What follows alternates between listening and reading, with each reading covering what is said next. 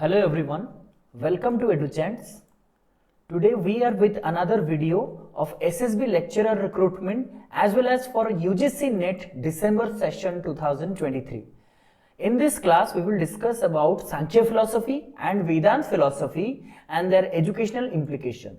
हम लोग ये लेक्चर कंटिन्यू कर रहे हैं विथ लेक्चर नंबर 8. जो लोग नेट के प्रिपरेशन में लगे हुए हैं या फिर एसएसबी के लिए प्रिपेयर कर रहे हैं, this video is beneficial for all of them. तो जो लोग अभी हमारा प्लेलिस्ट देखना चाहते हैं वो हमारे चैनल में प्लेलिस्ट देख सकते हैं. नेट का भी है और एसएसबी का भी है. एसएसबी और नेट का जो सिलेबस है वो क्वाइट सिमिलर है, क्योंकि एसएसबी में जो 5 यूनिट्स हैं और नेट में जो 10 यूनिट्स हैं वहां पे सारे कुछ जो चीजें हैं वो लगभग सेम है, बहुत सारी चीजें सिमिलर है. तो आप जो एसएसबी के वीडियोस को भी देख सकते हो नेट प्रिपरेशन जो कर रहे हो, और जो नेट प्रिपरेशन का वीडियो वो एसएसबी वाले भी देख सकते हैं. तो जो भी अभी तक हमारे चैनल को सब्सक्राइब नहीं कर चुके हैं वो कृपया इसको सब्सक्राइब कर लें ताकि आपको वो सारे नोटिफिकेशंस और सारे वीडियोस मिल जाएं, क्योंकि हम एसएसबी नेट दोनों का प्रिपरेशन यहाँ पे कंटिन्यूअसली करेंगे. एज वेल एज हमारा टेलीग्राम लिंक का चैनल दिया गया है, वो हमारा ओपन प्लेटफॉर्म है, वहां पे आप डिस्कस कर सकते हो क्वेश्चंस, आपकी क्वेरीज को वहां पे सॉल्व किया जा सकता है. चलिए आगे बढ़ते हैं, स्टार्ट करते हैं आज का क्लास. इंडियन फिलोसफी की अगर बात करें तो ये जो हमारा ट्रेडिशनल इंडियन फिलोसफी है उसको हम बेसिकली ब्रॉडली हम 2 भाग में डिवाइड करते हैं. एक होता है आस्तिक और ऑर्थोडॉक्स स्कूल ऑफ फिलोसफी, और एक होता है नास्तिक और हेटेरोडॉक्स स्कूल ऑफ फिलोसफी. यहाँ पे आस्तिक का मतलब भगवान के ऊपर विश्वास रखने वाला, वो आस्तिक नहीं होता है. ऑर्थोडॉक्स मतलब जो कि हमारे वेदों पे बिलीव करते हैं. देखिए, इंडियन फिलॉसफी चाहे हो या फिर इंडियन लाइफस्टाइल हो, इंडियन टेक्नोलॉजी हो, ये सारे चीजें जो कि इंडिया से जुड़ा हुआ है, भारत से जुड़ा हुआ है, वो सारे के सारे वेदों पर आधारित है. ठीक है, तो वेदों के अनुसार जो वेदों का मानते हैं, यानी कि जो वेदों को मानते हैं, उनके वर्च्यूज को मानते हैं, उनके टीचिंग्स को मानते हैं, उनको हम आस्तिक या फिर ऑर्थोडॉक्स कहते हैं. और जो नहीं मानते हैं उनको हम नास्तिक या फिर हेटेरोडॉक्स कहते हैं. ठीक है, अब जो आस्तिक है, जो वेदों पे बिलीव रखता है, वो भी 2 कैटेगरीज के हैं. 2 कैटेगरी, यानी एक है एथेइस्टिक, यानी जो भगवान को नहीं मानते. हो सकता है कि वेदों को मानते हैं लेकिन भगवान है दुनिया में वो नहीं मानते, एथेइस्टिक है. और एक है थेइस्टिक, जो भगवान को मानते हैं उसके साथ ही साथ वेदों को भी मानते हैं. इधर अगर देखा जाए तो इन्होंने वेदों को भी रिजेक्ट किया है.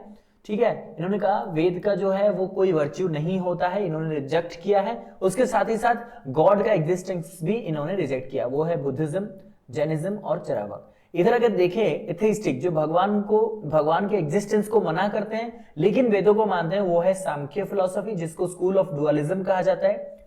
न्याय फिलोसफी स्कूल ऑफ लॉजिक कहा जाता है. वैशेषिका स्कूल ऑफ एम्पिरिसिज्म कहा जाता है. और योगा फिलोसफी, जो कि आपको पता ही है, जो हम आज के दिन में बहुत ज्यादा कर रहे हैं. उसके साथ ही साथ आता है थेइस्टिक, जो भगवान पे भी बिलीव करते हैं और वेदों पे भी बिलीव करते हैं, वो है मीमांसा.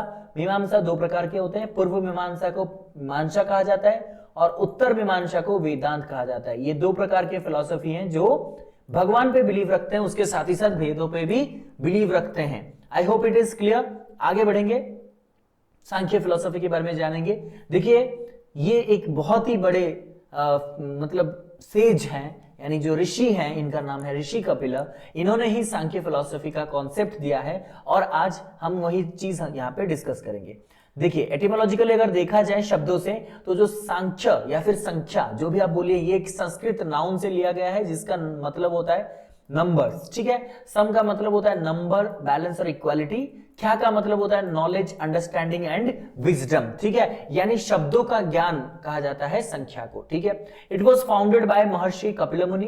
कपिल मुनि ने इसे फाउंड किया था. One of the oldest school of philosophy, ये एक बहुत ही पुराना फिलोसफिकल स्कूल है. ये सिर्फ और सिर्फ इंडिया में नहीं बल्कि दुनिया भर में एक पुराना स्कूल ऑफ फिलोसफी माना जाता है. Samkhya theory of causation is known as Satkaryavada, यानी कि संख्या में या फिर सांख्य फिलॉसफी में हर चीज का कारण ढूंढते हैं हम, क्या वजह हो सकता है, उस वजह ढूंढने के लिए इसको कहा जाता है सत्कार्यवाद. यानी कि कोई सही काम जो अध्ययन करता है उसको सत्कार्यवाद कहते हैं. It explains the effect exist in its material cause prior to its production. यानी कि जो हमारा इफेक्ट होता है, मतलब हर चीज का एक रिएक्शन होता है, इफेक्ट होता है, प्रभाव होता है, उसको जब हम मतलब कंपेयर करते हैं या फिर कॉज ढूंढते हैं, क्या हो सकता है इसका कारण, उसको हम सांख्य फिलॉसफी बोलते हैं। और इसमें क्या होता है, श्रुति, स्मृति और पुराण। यहाँ पे सांख्य फिलॉसफी में हम श्रुति यानी कि जो सुन के याद रखते हैं, स्मृति यानी याद करना, और पुराणों के बारे में हम जानेंगे। ठीक है, मेटाफिजिक्स क्या है इनके हिसाब से, रियलिटी क्या हो सकता है। देखिए, सांख्य का मतलब मैंने बोला इज अ डुअलिस्टिक फिलॉसफी या फिर डुअलिस्टिक रियलिज्म। डुअलिस्टिक का मतलब होता है जिसका दो ही पॉसिबल आंसर हो सकते हैं। ठीक है, दो ही पॉसिबल आंसर हो सकते हैं। According to Samkhya philosophy, all the realities in our experience involve two fundamental and eternal substances. दुनिया में दो ही प्रकार के फंडामेंटल, प्राकृतिक या फिर स्पिरिचुअल या फिर आध्यात्मिक चीजें हैं। दो ही प्रकार की दुनिया है, एक और दो ही चीजें हैं, और वो दो चीज है, एक है प्रकृति, ऑल्सो कॉल्ड एज प्रधान और अव्यक्त, दूसरा है पुरुष और the being, conscious self and soul. एक है प्रकृति, एक है पुरुष। इसके बारे में हम आगे क्लियरली डिस्कस करेंगे। Samkhya school expresses that the self और purusha and the non self और prakriti are radically different from each other as like subject and object. As subject can never be the object, similarly object can never be the subject। यानी ये दोनों opposite to each other है। अगर कोई एक आत्मा है या फिर सोल है तो दूसरा मैटेरियल वर्ल्ड है। कोई अगर स्पिरिट है तो कोई मैटर है। ठीक है, यानी कोई आइडिया है तो कोई उसका रिफ्लेक्शन है। यानी कि एक है सेल्फ, एक है बीइंग, एक है सोल, और दूसरा है इटर्नल एक्सटर्नल सब्सटेंसेस, जैसे कि the physical world, the phenomenal world. ठीक है, प्रकृति इज सिंगुलर, पुरुष आर न्यूमरस। प्रकृति सिंगुलर होता है, पुरुष होता है न्यूमरस, बहुत ज्यादा हो सकते हैं। उसके बाद आता है प्रकृति। प्रकृति को अच्छे से समझिएगा, क्योंकि सांख्य फिलॉसफी में प्रकृति और पुरुष से बहुत सारे सवाल आते हैं, उनके कैरेक्टरिस्टिक्स के बारे में। अगर आप एक बार अच्छे से समझ जाओगे तो आप एग्जाम में अच्छे से इसको कर पाओगे। ठीक है, it is all about understanding. अगर नेट दे रहे हो तो डेफिनेटली आपको अच्छे से समझना है, कॉन्सेप्ट को समझना है। आजकल नेट में ऐसा सवाल नहीं आता है कि डायरेक्टली पूछेगा सांख्य फिलॉसफी किसने प्रपोज किया है, ऐसे नहीं पूछेगा। अंडरस्टैंडिंग चाहिए, अच्छे से समझ जाओ कि चीजें है क्या। समझ में नहीं आ रहा है तो डिस्क्रिप्शन बॉक्स में बता दो कि सर ये समझ में नहीं आया, या फिर हमारे टेलीग्राम में जाओ, वहां पे पूछ लो कि सर ये क्या होगा, तो हम आपको आंसर कर देंगे। ठीक है, देखिए समझना सबसे इंपॉर्टेंट होता है, क्योंकि एक बार आपका अंडरस्टैंडिंग क्लियर हो जाता है तो किसी भी प्रकार का क्वेश्चन, चाहे वो स्टेटमेंट कंक्लूजन टाइप क्वेश्चन हो, चाहे वो असर्शन रीजन वाला क्वेश्चन हो, ठीक है, कुछ भी क्वेश्चन दे दे वो आप सॉल्व कर सकते हो। ठीक है, तो पहले समझिए कि प्रकृति होता क्या है। देखिए, प्रकृति का मतलब क्या होता है, हिंदी में अगर बताएं, प्रकृति यानी हम चारों तरफ हमारे जो नेचर है, हम जो देख रहे हैं, जो फिजिकल वर्ल्ड है, वो हमारा नेचर है, प्रकृति है। It is also known as pradhana and avyakta. Prakriti is the ultimate cause of universe. Ultimate cause यानी हर चीज का कारण होता है प्रकृति। ठीक है, it is regarded as the first cause. हर एक चीज का पहला कारण होता है प्रकृति। All effects of the universe are based on it.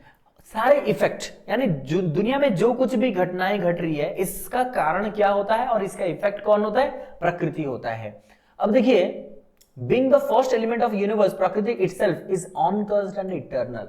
प्रकृति सभी चीजों का कारण है, लेकिन कभी भी ये पहले अनकॉज्ड नहीं होता है।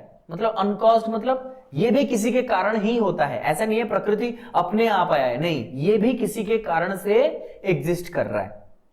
ठीक है, जैसे कि हम बोलेंगे हमारे जो माँ होती है, माँ किसी के कारण से होते हैं, मतलब हम अपने माँ के कारण से यहाँ पर है। तो अपने मतलब मम्मी की अगर बात करें, वो भी किसी के कारण से है, इसका मतलब वो भी किसी के कॉज है। And it is eternal, it is eternal, आध्यात्मिक होता है, इटर्नल होता है, मतलब ये कभी भी एक्सटर्नल नहीं होता है। ठीक है, it is composed of 3 important characteristic. पहले ये समझ जाइए, ये तो त्रिगुण के बारे में हम जानेंगे। प्रकृति होता क्या है, यूनिवर्स, दुनिया में जो भी आप चीजें देख रहे हो वो प्रकृति है। दुनिया में जो भी चीज आप देख रहे हो, जो भी चीजें आपके सामने रखा हुआ है, जो भी चीजें डेवलप हो रही है, पोल्यूशन हो गया, बिल्डिंग हो गया, टेबल हो गया, लैपटॉप, मोबाइल, ये सारे के सारे चीजें जो है ना वो प्रकृति है। इनके पास 3 कैरेक्टरिस्टिक्स पाए जाते हैं, इनके लिए हम इसको त्रिगुण बोलते हैं। तो त्रिगुण के बारे में अगर पढ़ा जाए तो प्रकृति में आता है त्रिगुण।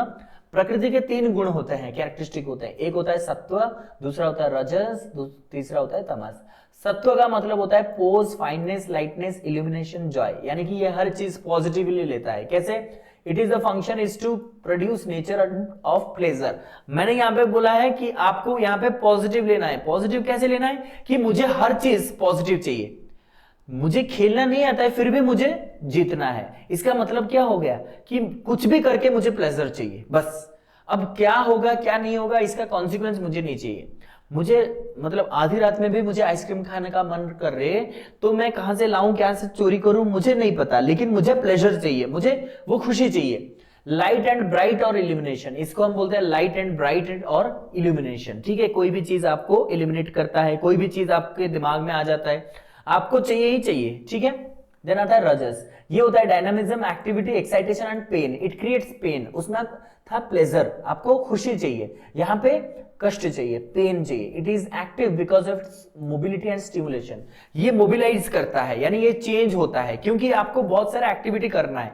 जैसे कि फॉर एग्जांपल आप जब मेहनत नहीं करोगे, डेली डेली 6 घंटा 8 घंटा 10 घंटा नेट के लिए नहीं पढ़ोगे, एसएसबी के लिए नहीं पढ़ोगे, पेन नहीं लोगे, ठीक है, बिल्कुल भी आप हार्डवर्क नहीं करोगे तो आपका एग्जाम भी क्लियर नहीं होने वाला है। ठीक है, इसका मतलब इफ यू मतलब do not go for pain you will not get the gain. ठीक है, तो आप अगर पेन नहीं लोगे तो आपको गेन भी नहीं मिलेगा, इसलिए आपको स्टिमुलेट करना पड़ेगा अपने आप को, एक्टिविटी करना पड़ेगा, जो कि एक्टिविटी कोई खुशी का काम नहीं होता है। जैसे आप अभी बिना सोए खाए पिए पढ़ रहे हो, इसका मतलब you are doing your work but you are taking the pain. आप अपने आप को बहुत मेहनत कर रहे हो, इससे बहुत ज्यादा मतलब आपका नींद खराब होता है, खाना भी इधर उधर हो जाता है, इसका मतलब आपको पेन उठाना पड़ता है, फिर भी आपका रिजल्ट अच्छा होता है ना, तो इसलिए you have to take pain. यहाँ पे पेन लो, एक्टिविटी करो और आपको जो मिलना है वो मिल जाएगा। तमस, तमस में क्या होता है, inertia, कोर्सनेस, heaviness, obstruction, sloth. Sloth का मतलब आपको पता है, मतलब आलस्य होता है। ठीक है, जो कि हम कोई काम करते ही नहीं है, पॉजिटिविटी नहीं है हमारे अंदर। हमारे अंदर क्या है, principle of passivity, principle of negativity. हाँ, मैं नहीं करूंगा तो क्या हो जाएगा, और कोई कर देगा, मैं क्यों करूं अगर कोई नहीं कर रहा है, मेरे अंदर नेगेटिविटी है। चलो कल करेंगे, देख लेंगे, कल करते हैं, दूसरे दिन करते हैं, तीसरे दिन करते हैं, ऐसे हम चलते जाते हैं आगे। It is the state of, it produces ignorance and apathy. Ignorance अज्ञानता, ठीक है, हमारे जीवन में अज्ञानता लाता है, हम कुछ सीख नहीं पाते। एपैथी मतलब दुखी दुख होता है हमारे लाइफ में। ठीक है, चलिए आगे बढ़ते हैं। सबसे इंपॉर्टेंट चीज 25 तत्व के बारे में जानेंगे। 25 तत्व, सांख्य में 25 तत्व की बात की गई है, 25 तत्व, जो कि हम यहाँ पे पिक्चर फॉर्म में डिस्कस करेंगे। देखिए, प्रकृति एंड इट्स इवोल्यूट्स। ठीक है, अब ये सारी चीजें जो 25 तत्वों के बारे में जानेंगे, ये एक साइक्लिक फॉर्म है, यानी कि ये एक ऑर्डर फॉर्म है, आपको इसका ऑर्डर याद रखना है। देखिए, फर्स्ट आता है पुरुष। पुरुष क्या होता है, कॉन्शियसनेस होता है, सेल्फ होता है, सोल होता है, ये क्रिएट करता है प्रकृति को। मैंने कहा था प्रकृति इज अनकॉज्ड, यानी कि प्रकृति भी किसी के कॉज से आया है। ठीक है, और ये पुरुष की वजह से आया है, तो पुरुष 1 हो गया, प्रकृति 2 हो गया। देन आता है महत और बुद्धि। पहले आपका पुरुष सेल्फ आता है, फिर प्रकृति में आप आते हो, फिर आपको बुद्धि मिलता है, देन आपका अहंकार, ईगो डेवलप होता है। अब इसके बाद आता है माइंड और मानस। ठीक है, माइंड और मानस, ये मानस आता है 5वें नंबर में। ठीक है, अब देखिए यहाँ पे 2 चीजें यहाँ पे डेवलप किया गया है, सात्विक एंड तमसिक। सात्विक मतलब क्या मैंने बताया था, प्लेजर सीकिंग। तमस का मतलब क्या, समझ आपको क्या बोला था मैंने, ये कहा था मैंने स्लॉथ, यानी कि जो कि बोलते हैं आलस्य। ठीक है, तो रजस क्या होता है, इंपेलिंग, मतलब यहाँ पे रजस क्या करेंगे, मतलब सत्व में हो गया आपका प्लेजर, तमस में हो गया आपका स्लॉथनेस, या फिर आप बोल सकते हो कि आलस्य। रज में क्या करेगा, पेन। ठीक है, दोनों में पेन मिलेंगे। कोई भी काम करते हो तो पेन मिलता है, पेन का मतलब होता है कष्ट तो होता ही ना, जो भी काम आप करोगे वहां पे मेहनत तो लगेगी, थोड़ा सा दर्द तो होगा ही। ठीक है, तो माइंड इसके 5th में आता है माइंड। अब हो गए 5 के बाद यहाँ पे 5 सेंस ऑर्गन काउंट कर लीजिए, 5 कॉग्निटिव सेंसेस यानी ज्ञानेंद्रिय, जिससे हमें नॉलेज मिलता है, hearing, touching, seeing, testing and spelling.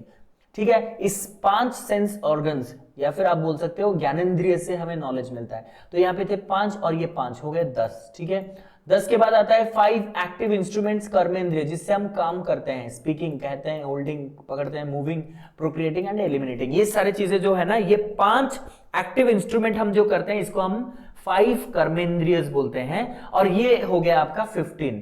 यहाँ पे 10 था, यहाँ पे 5 मिल गए, तो यहाँ पे मिला करके हो गया 15।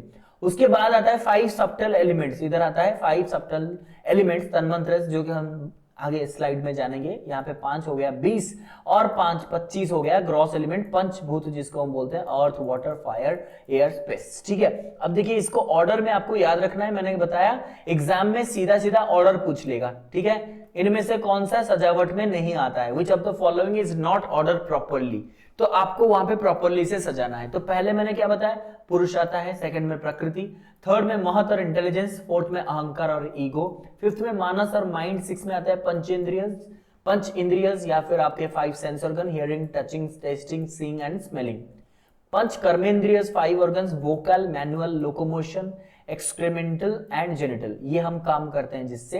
देन आता है पंच तन्मंत्रस, गंध, रस, रूप, स्पर्श, शब्द, इससे आता है आपके 5 सब्टल एलिमेंट। देन आता है पंचभूत यानी आकाश, वायु, तेजस, जल, पृथ्वी, ये हो गए आपके 5, तो टोटल मिला के हो गए आपके 25। आपको ऐसे याद रखना है ऑर्डर में। ठीक, अब हो गया प्रकृति खत्म, अब पढ़ते हैं पुरुष क्या होता है। पुरुष होता है सेल्फ, खुद के अंदर जो इंसान है जिससे हम बातें करते हैं एब्स्ट्रैक्ट सेंस में, जो है नहीं, हम बातें करते हैं, समझते हैं अपने आप को, दैट इज सेल्फ। आपके सेल्फ से बात करो, वही सेल्फ है आपका पुरुष। It is the eternal reality, ये कभी सामने नहीं आ सकता है। आप अपने अंदर जो बातें कर रहे हो जिससे, उसको सामने खड़ा नहीं कर सकते हो, वही होता है पुरुष, एक्सटर्नल रियलिटी। ठीक है, सॉरी, ये होता है एक इटर्नल रियलिटी, आपके अंदर है प्योर कॉन्शियसनेस, आपके अंदर चेतना है, आप जिसके साथ बात करते हो, आप जिसके बारे में सोचते हो, जो आपको एडवाइस करता है अंदर से, ये कर ले ये नहीं कर ले, वो होता है पुरुष।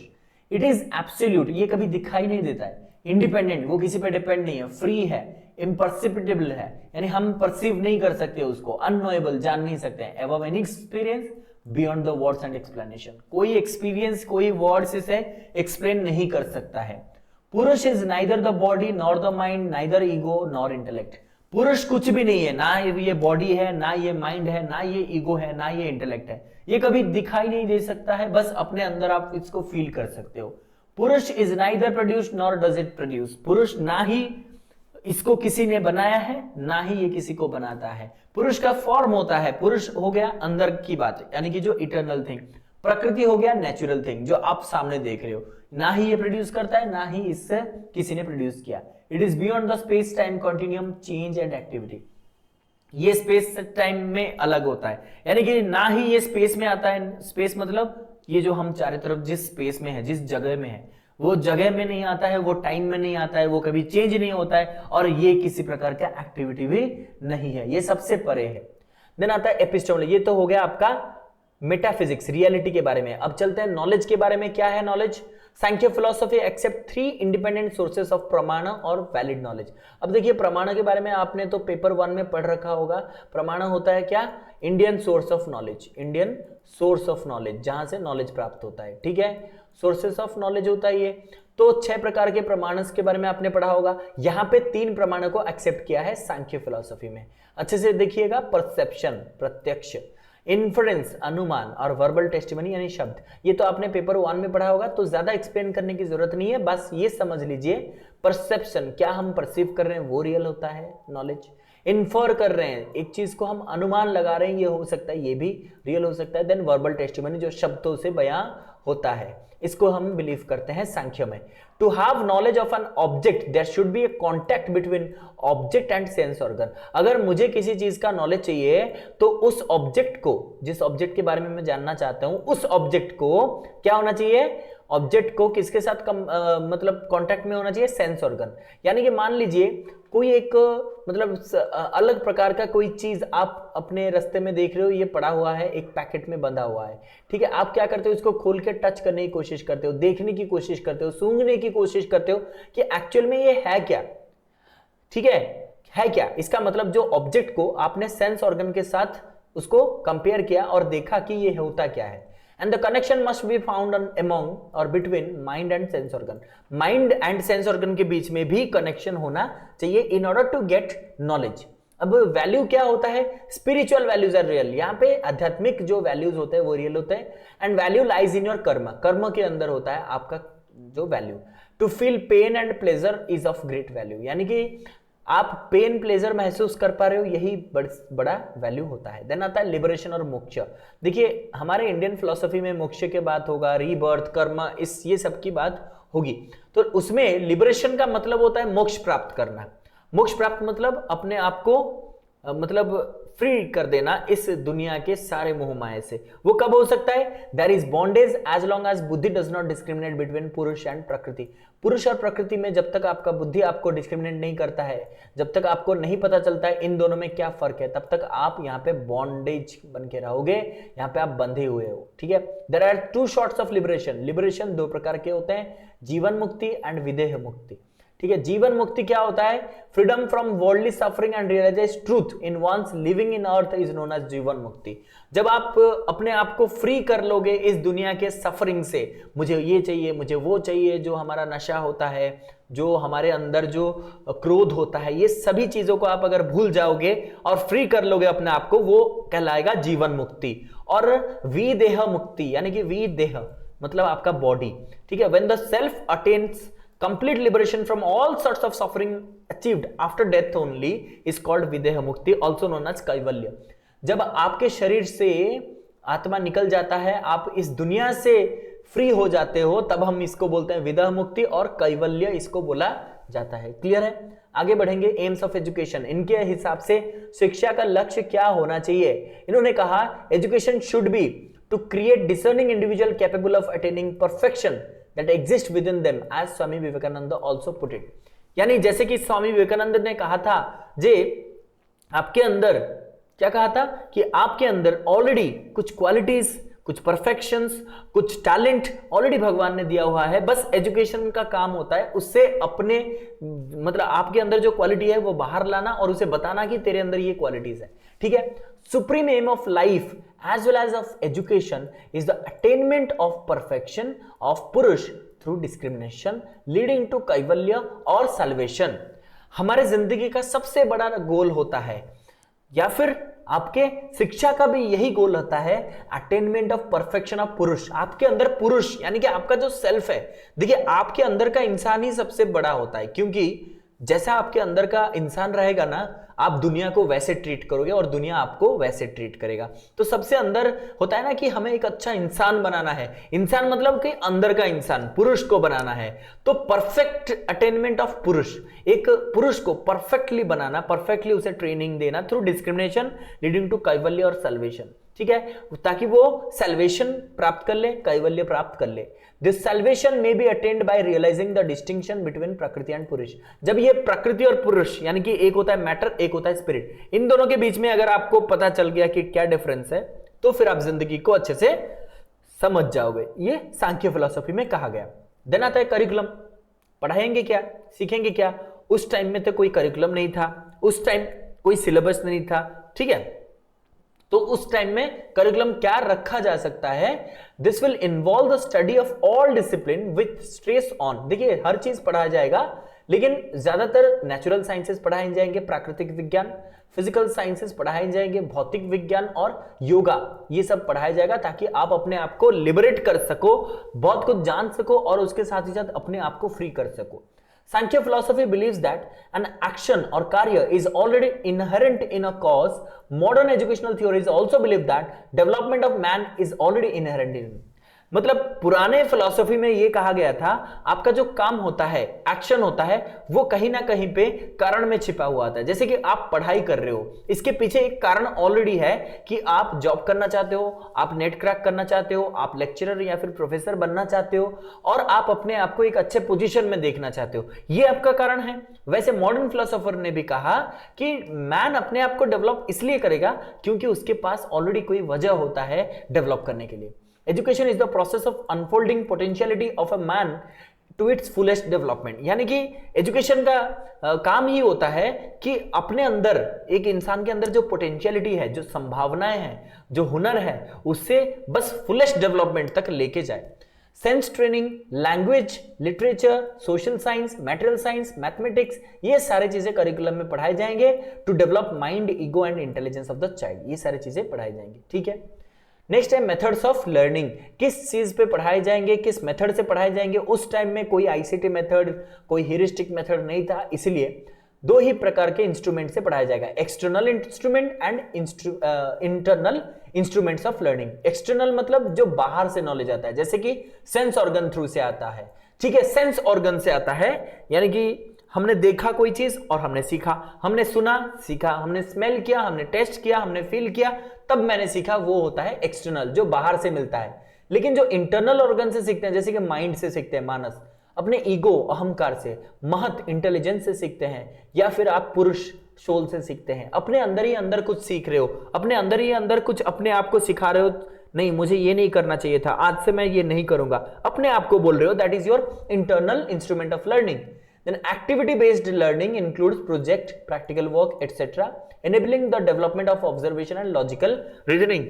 यानी कि उस टाइम में एक्टिविटी-बेस्ड लर्निंग, कोई काम करते करते सीखेंगे, जैसे कि प्रोजेक्ट में करते हैं। उस टाइम में प्रोजेक्ट का मतलब आप प्रोजेक्ट रिपोर्ट नहीं होता था, प्रोजेक्ट का मतलब जाओ फील्ड में, जंगल में जाओ, एक ऐसा पत्ता ढूंढ के लाओ, या फिर कोई ऐसा चीज लेके आओ जो जरूरी नहीं होगा, ठीक है, प्रोजेक्ट हो गया। प्रैक्टिकल वर्क खुद ही करोगे, मतलब गाय का जो काम होता है, गाय रखोगे, उसका ध्यान रखोगे, और ठीक है, रसोई खुद करोगे, जो आश्रम होता है उसको सफाई करोगे, ये सारी चीजें प्रैक्टिकल वर्क होते थे उस टाइम में। रोल ऑफ टीचर कहां पे, ये कहां पे होंगे अभी, role of teacher is a facilitator, ये फैसिलिटेटर है, बच्चे को सपोर्ट करेंगे, डेवलप करेंगे अपने innate potentiality of the child, बच्चे का जो इनेट पोटेंशियलिटी है, अंदर जो हुनर है, उसको डेवलप करने की कोशिश करेंगे। Teacher must be an expert in the subject he teaches, he must realise difference between prakriti और पुरुष। जो सब्जेक्ट पढ़ा रहा है टीचर, उसमें वो एक्सपर्ट होना चाहिए, और प्रकृति और पुरुष के बीच में उसे अंतर पता होना चाहिए। Teacher must have clear knowledge about the source of knowledge, teacher को सोर्स ऑफ नॉलेज, नॉलेज कहां से प्राप्त होता है इसका नॉलेज होना चाहिए, और वो एक मैन ऑफ डिसिप्लिन होना चाहिए, वो बहुत ही मतलब श्रृंखलित होना चाहिए, ठीक है। आगे बढ़ेंगे।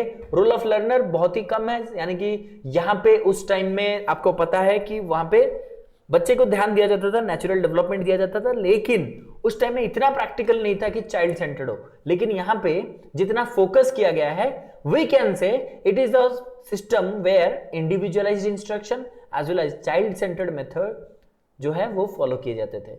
Enjoys freedom of learning, learner यहाँ पे फ्रीडम ऑफ लर्निंग एंजॉय करता है। डिसिप्लिन क्या होगा, सेल्फ डिसिप्लिन, अपने आप को सुधारने की कोशिश करेगा। इंटरनल सेल्फ इंपोज डिसिप्लिन होगा, जैसे कि सेल्फ डिसिप्लिन, ठीक है, यानी कि अपने आप डिसिप्लिन सीखेगा, उसे कोई बाहर से नहीं सिखाएगा, ठीक है। यहां तक क्लियर है। एक बार जरूर अपने ग्रुप में अपने दोस्तों के साथ जो लोग नेट एसएसबी प्रिपेयर कर रहे हैं, एक बार शेयर कर लीजिए अगर आपको वीडियो अच्छा लग रहा हो, ठीक है।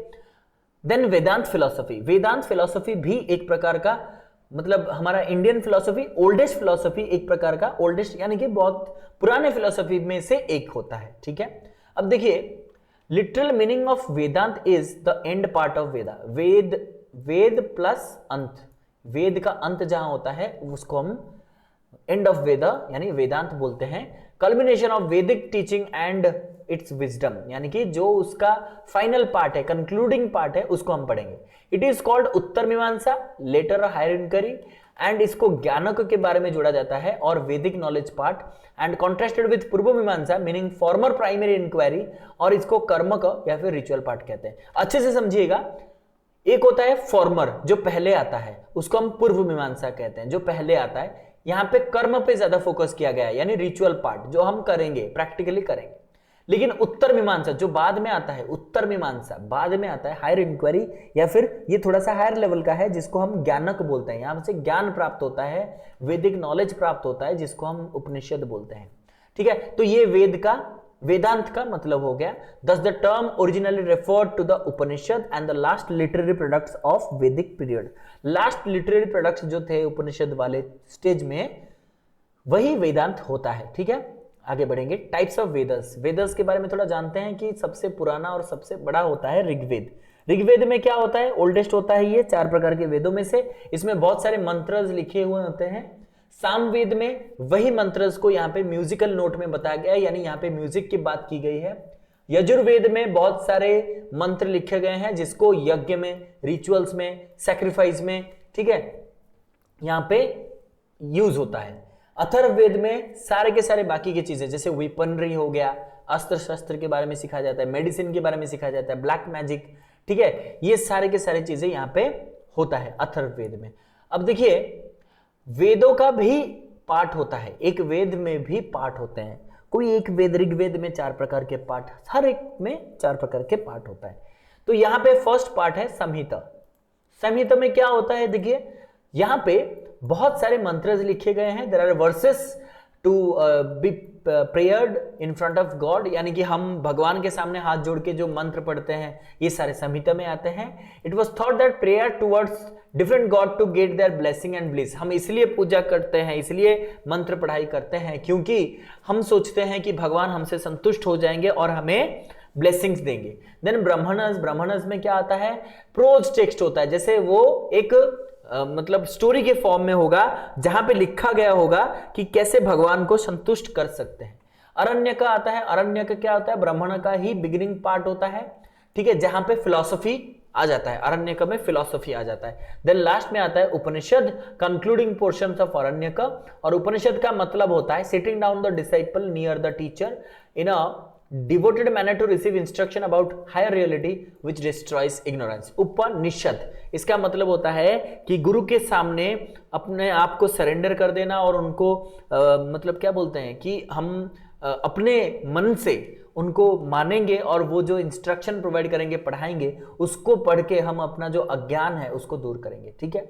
डिवीजन ऑफ वेदांत, वेदांत का बहुत सारा डिवीजन है वेदांत में, ठीक है। वेदांत फिलोसॉफी को उत्तर मीमांसा कहा जाता है, ब्रह्म मीमांसा कहा जाता है, शारीरिक मीमांसा कहा जाता है, और ये सारी चीजें वेदांत सूत्र में लिखा गया है और ब्रह्म सूत्र में लिखा गया है। अब देखिए इसके बहुत सारे डिवीजन है।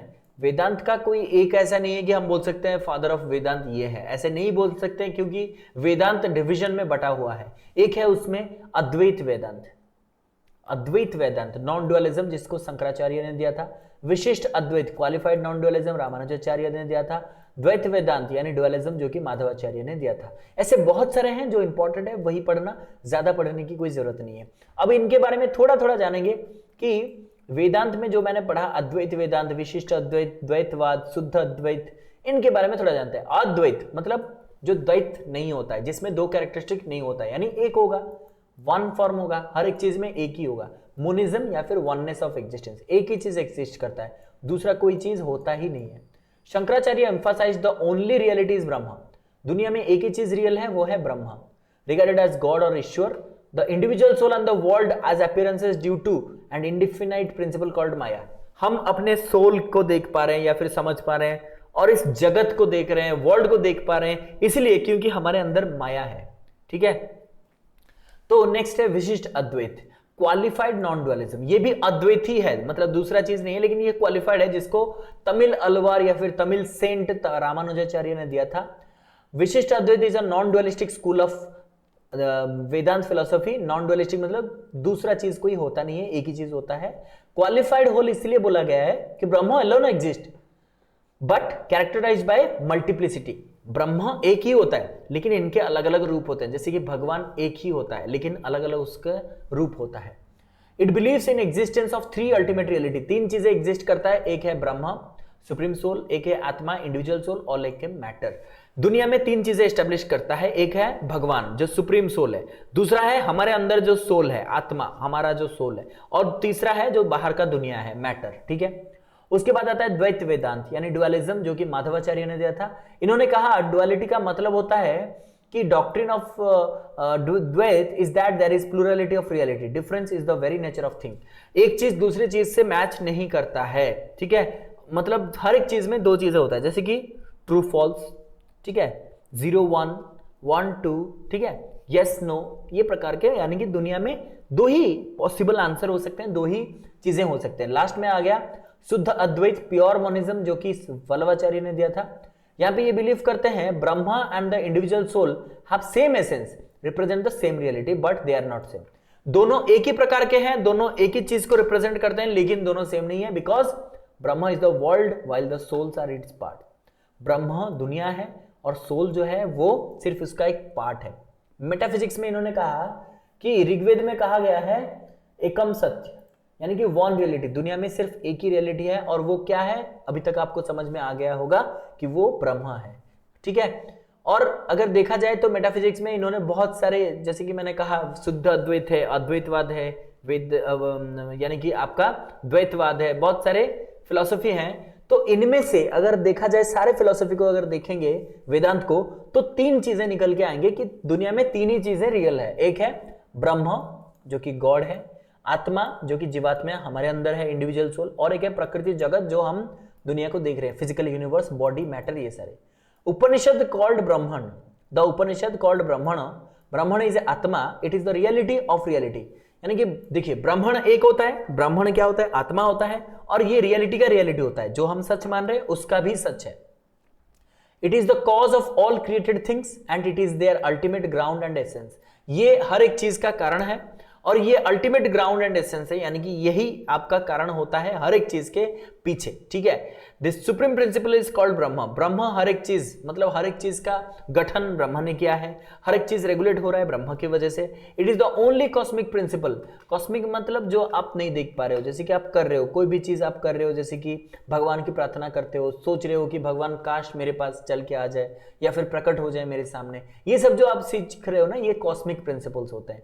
तो यहां पे कहा जा रहा है ब्रह्म ही एग्जिस्ट करता है, वही सुप्रीम प्रिंसिपल है। इट इज कॉल्ड एज आत्मा because it is one of the eternal homogeneous consciousness.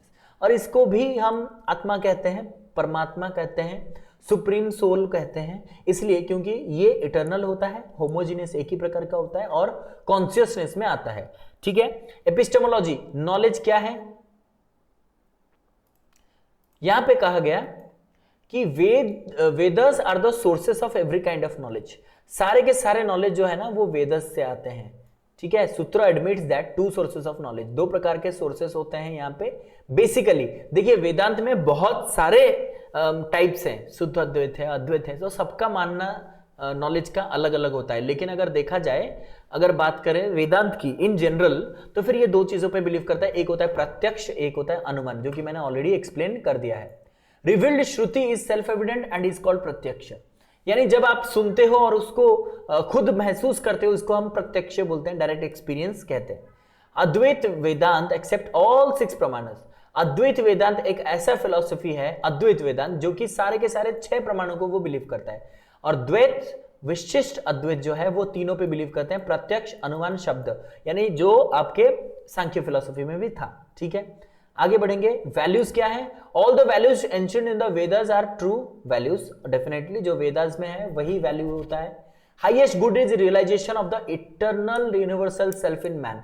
आपके अंदर जो यूनिवर्सल मैन है उसको रियलाइज करना ही सबसे बड़ा वैल्यू होता है। शिक्षा में लक्ष्य क्या होगा। देखिए इनके हिसाब से शिक्षा का लक्ष्य, देखिए स्पिरिचुअल है ये, ठीक है। हम बात करें यहाँ पे गुरुकुल की, ये सारी चीजें स्पिरिचुअलिस्टिक है, इसीलिए डेवलपमेंट ऑफ स्पिरिचुअल पर्सनैलिटी, बच्चे के अंदर आध्यात्मिक एक व्यक्तित्व का विकास हम करेंगे। Respecting individual personality of the student as the object of transformation. हर एक इंडिविजुअल पर्सनैलिटी को, यानी हर एक इंडिविजुअल को हम ट्रांसफॉर्म करेंगे, चेंज करेंगे। Education should help peoples for their self realisation. शिक्षा क्या करना चाहिए, बच्चे को सेल्फ रियलाइज, अपने बारे में समझने के लिए मदद करे। Education must provide knowledge for creativity and pursuit of culture and civilisation. बच्चे के अंदर एक क्रिएटिविटी, कोई नया चीज करने का जो इच्छा होता है वो डेवलप करेगा, कल्चर, सिविलाइजेशन ये भी डेवलप करेगा। It should make life worthwhile, purposeful and relevant. ये जीवन को सही बनाना और मीनिंगफुल बनाना ये चाहता है। Individual centred education should be provided. हर एक इंडिविजुअल को यहाँ पे फोकस किया जाएगा। और नेचर सेंटर्ड एजुकेशन, नेचर पर आधारित शिक्षा व्यवस्था होगा। करिकुलम क्या पढ़ाया जाएगा, दो प्रकार की चीजें हैं, पर विद्या, अपर विद्या। पर विद्या में आता है स्पिरिचुअल लर्निंग, जो स्पिरिचुअल चीजें जैसे कि वेदास, उपनिषद, एथिक, लॉजिक, ब्रह्म विद्या, ये सारी चीजें पढ़ाई जाएगी। अपर विद्या यानी जो हमारा वर्ल्डली नॉलेज, जो आजकल हम पढ़ रहे हैं, जैसे कि history, Ayurveda, economics, astrology, physics, zoology, chemistry, science, ये सारी चीजें हम अपर विद्या में पढ़ेंगे। क्लियर हो गया। आगे देखते हैं मेथड्स ऑफ लर्निंग क्या रहेगा, किस मेथड से हम बच्चे को पढ़ाएंगे, सिखाएंगे। दो ही मेथड उस टाइम में काम करते थे, वो है मौखिक और चिंतन, ओरल, मतलब कोई कहेगा और आप सुनोगे, चिंतन में यानी आप सोचोगे और आप सीखोगे, वो होता है दो प्रकार का method. Oral explanation, recitation, hymns, memorisation were predominant, उस टाइम में ये सारे चलते थे। Sanskrit was the medium of instruction, उस टाइम में संस्कृत में पढ़ाया जाता था और बच्चे 3 प्रकार के चीजों से सीखते थे। एक है श्रवण, सुनना, मनन, रिफ्लेक्ट करना, अपने आप को समझना, मैं जो पढ़ा हूं वो कितना सही या फिर गलत है। देन निधिध्यासन यानी मेडिटेशन, ये 3 मेथड से हमें नॉलेज प्राप्त होता है। नेक्स्ट आता है रोल ऑफ टीचर। शिक्षक का क्या रोल है यहाँ पे? वो गुरु है, वो आचार्य है और उपनिषद को वो पढ़ रहे हैं, इसीलिए वो आप सबको गाइड करेंगे फॉर गेटिंग सेल्फ रियलाइजेशन। अपने आप को समझने के लिए वो आपको गाइड करेंगे। They are the most respected being and were given guru dakshina. यहाँ पे सबसे ज्यादा रिस्पेक्ट मिलता है गुरु को और जहां पे गुरु दक्षिणा भी दिया जाता है। गुरु must know philosophy, grammar, astrology, GK and all type of knowledge. आप अगर गुरु हो, अपने सब्जेक्ट के साथ ही साथ ये सारे जनरल नॉलेज को भी आपको ये सारे नॉलेज होना चाहिए। लर्नर क्या हो गया? They are active learners, definitely वो बहुत ही अच्छे से सीखेंगे और डिवोटेड टू द गुरुज, गुरु को मानेंगे। They should withdraw themselves from worldly luxuries.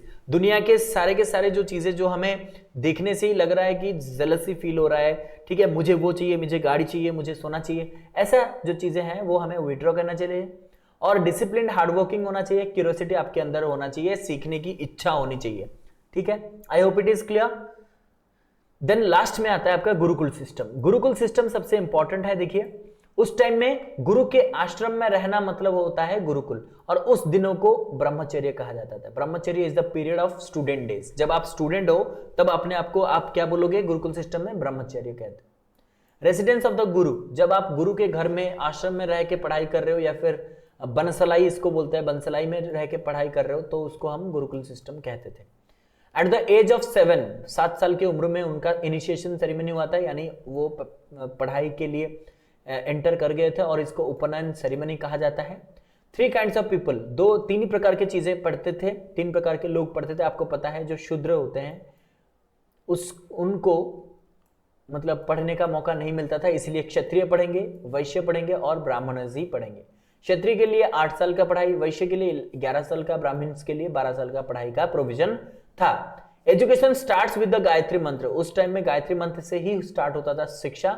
Duration for Gurukul was from 12 to 16। Gurukul में पढ़ने के लिए आपका एज 12 to 16 होना चाहिए। They study under the shade of the trees, naturally पढ़ते हैं शेड ऑफ द ट्रीज में। There were different dress code for different people. Kshatriya के लिए अलग, वैश्य के लिए अलग और ब्राह्मणस के लिए अलग होता था उनका ड्रेस फॉर्म। ठीक है, आगे देखते हैं क्वेश्चन एमसीक्यू आज का। ठीक है, अब तक अगर वीडियो लाइक नहीं किया, शेयर नहीं किया है, तो अपने दोस्तों के साथ इसे शेयर करें। चलिए, जो लोग प्रिपेयर कर रहे हैं ताकि इनके पास भी ये वीडियो पहुंच जाए और आप अच्छे से प्रिपेयर कर सको, we are happy to help you in your preparation. चलिए, first question, which of the following Indian philosophy believes in dualism? इनमें से कौन सा इंडियन फिलोसफी है जो डुअलिज्म पे बिलीव करता है? अद्वैत वेदांत, विशिष्ट अद्वैत वेदांत, शुद्ध अद्वैत वेदांत, द्वैत वेदांत। कौन बिलीव करता है? पॉज करके डिस्क्रिप्शन में जरूर आंसर कीजिए हमें। चलिए, इसका आंसर हो गया द्वैत वेदांत। द्वैत का मतलब ही होता है डुअलिज्म, 2 चीजों पे बिलीव करेगा। नेक्स्ट क्वेश्चन है, which of the following is not a source of knowledge according to Samkhya philosophy? Samkhya philosophy के अनुसार इनमें से कौन सा एक सोर्स ऑफ नॉलेज नहीं है? नॉलेज नहीं आता है यही इस सोर्स से। प्रत्यक्ष, उपमान, अनुमान शब्द कौन सा है? पॉज करके बताइएगा। इसका आंसर हो जाएगा उपमान। उपमान यानी कंपैरिजन, आपने पढ़ा होगा पेपर 1 में। कंपैरिजन, जब हम कंपेयर करके सीखते हैं उसको उपमान कहते हैं, जो कि इसमें नहीं होता है सांख्य में। इसमें होता है क्या? प्रत्यक्ष, अनुमान और शब्द। ठीक है, next, liberation which is obtained after death is known as. मरने के बाद जो लिबरेशन मिलता है इसको हम क्या बोलते हैं? निर्वाण मुक्ति, जीवन मुक्ति, पाप मुक्ति, विदेह मुक्ति। क्या बोलते हैं इसको? पॉज करिए, आंसर कीजिए। हमें देखना है कि आप लोग कितना अच्छे से सुने हो और क्या आंसर कर रहे हो। ठीक है, विदेह मुक्ति बोलते हैं, जब हमारा मृत्यु हो जाता है तो हमें जो मुक्ति मिलती है या फिर लिबरेशन, मोक्ष प्राप्त होता है, इसको हम विदेह मुक्ति कहते हैं। The initiation ceremony, next question है, the initiation ceremony in gurukul system of education is called. जब हम गुरुकुल सिस्टम ऑफ एजुकेशन की बात करें, वहां पे जो इनिशिएशन सेरेमनी होता है, पढ़ाई स्टार्ट होता है, उस सेरेमनी को क्या बोलते हैं? उपसंपद सेरेमनी, बिस्मिल्लाह सेरेमनी, उपनयन सेरेमनी, उपमान सेरेमनी। बताइए पॉज करके। ये वाला सीधा आंसर है उपनयन सेरेमनी, जो कि 7 साल की उम्र में होता है। Last question of the day, choose the correct order. यहां पे मैंने 25 के 25 तत्व नहीं लिखा है, लेकिन जो मेजर तत्व 5 तत्व है उसको आपको करेक्ट ऑर्डर में सजाना है। ठीक है, पढ़िए और आंसर कीजिए। पॉज करके जरूर आंसर बताइएगा इसका। थोड़ा सा हम इंटरेस्टिंग क्वेश्चन लाने की कोशिश करें। एफर्ट अगर अच्छा लगे, वीडियो अच्छा लगे, शेयर करना और दोस्तों के साथ पहुंचाओ जो लोग इसकी प्रिपरेशन में लगे हुए हैं। ठीक है, चलिए, इसका आंसर हो जाएगा सी। पहले आता है पुरुष, उसके बाद आता है प्रकृति, उसके बाद महत, अहंकार, उसके बाद आता है मानस। ठीक है, क्लियर? चलिए, तो फिर आज का टेक है dedication and success are complementary to each other, यानी दोनों एक ही बराबर है, अगर ये नहीं होगा वो नहीं होगा, अगर वो नहीं है तो ये नहीं होगा। डेडिकेशन आपको देना है अपने पैशन को, डेडिकेशन दोगे तभी सक्सेस मिल सकता है, ठीक है। चलिए, thank you for watching and subscribe the channel, like the session if this class seems helpful to you. Thank you again.